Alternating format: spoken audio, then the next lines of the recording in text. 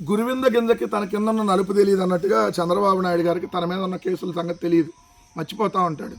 అవతలాలందరినీ రౌడీలు నేరస్తులు అంటాడు. నేను చెప్పలా ఏదైతే తిరుపతి రైల్వే స్టేషన్లో చంద్రబాబు నాయుడు జేబులు కొట్టేవాడని, దొంగ అని రిపోర్ట్ వచ్చిందని నేను చెప్పలా. ఇదే క్యాబినెట్లో ఉన్నటువంటి నాదెండ్ల మనోహర్ గారి తండ్రి తెలుగుదేశం పార్టీ నుంచి ముఖ్యమంత్రిగా చేసినటువంటి నాదెండ్ల భాస్కర్రావు గారు చెప్పారు. ఆయన వాడు వీడన్నాడు నిన్ను, ఆడి మీద నాకు రిపోర్టు జేబులు కొట్టేవాడిని వచ్చింది, ఆడు తిరుపతి రైల్వే స్టేషన్లో జేబులు కొట్టేవాడు, వాడు బతికది అని చెప్పి నాదెండ్ల భాస్కర్రావు గారు అన్నారు చంద్రబాబు నాయుడు గారు మీ గురించి మర్చిపోయారేమో. తర్వాత పిల్లనిచ్చిన మామ గాంధీని చంపిన గాడ్సే కంటే నీచుడు నా అల్లుడు చంద్రబాబు నాయుడు. నా జీవితంలో ఏమన్నా తప్పులు చేశానంటే ఒకటి పిల్లనిచ్చి ఇది తప్పు చేశాను, వీడికి నేను అనలేదండి చంద్రబాబు నాయుడు గారిని, రామారావు గారు అన్న మాటలు. ఎందుకంటే నేను అట్లా అన్నా చంద్రబాబు నాయుడు గారే అంట, లేదంటే దొంగ అని అంట, అంత తప్ప ఆడు ఈడని నేను అన్నాను, అలా అంటాం తప్పు.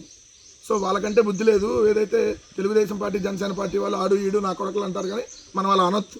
సో ఈయన అన్నటువంటి మాట అనమాట, గాంధీ చంపిన గాడ్సే కంటే నీచుడు నా అల్లుడు చంద్రబాబు నాయుడు, మేకవన్నె పులి తేనె పూసిన కత్తి, నా పార్టీ నాకు వెన్నుపోటు పొడిచి నన్ను ఇలా లాక్కున్నాడని చెప్పి ఆయన చెప్పింది.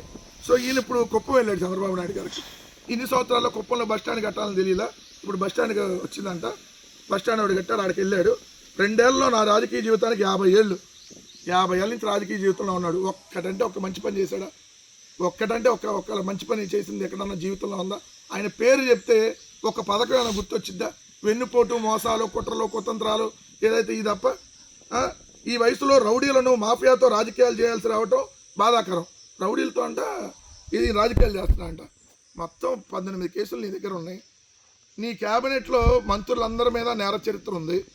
ఏదైతే నీ పార్టీలో ఏదైతే 115 మంది ఎమ్మెల్యేలు క్రిమినల్ చరిత్ర ఉంది, 115 మంది ఎమ్మెల్యేలకి ఉన్న 135 మందిలో మీరు ఈరోజు రౌడీల గురించి మాట్లాడితే ఎట్లా? చింతమనేని ప్రభాకర్ ఏంది స్వాతంత్ర సమరయోధుడా, రౌడీయా? 93 కేసులు, 94 అనుకుంటా, స్వాతంత్ర సమరయోధుడా?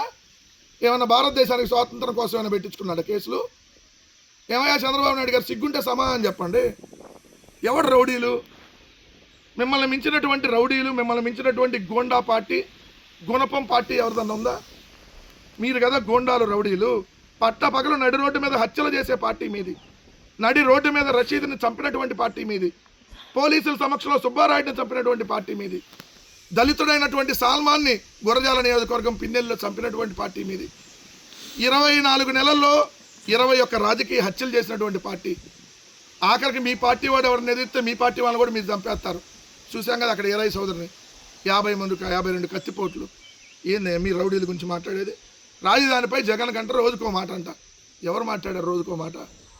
ఆంధ్రప్రదేశ్ రాష్ట్ర భవిష్యత్తు కోసం ఆ రోజు కూడా చెప్పాం, విజయవాడ రాజధానిగా ఓకే అంటే నువ్వు తీసుకుని వెళ్ళి అమరావతిలో పెట్టావు. విజయవాడ క్యాపిటల్ అని అసెంబ్లీలో ఒప్పించి తర్వాత మళ్ళీ తీసుకుని వెళ్ళి అమరావతికి మార్చి, నువ్వే కదా పూటకొకటి అమరావతి మీద మాట మారుస్తుంది.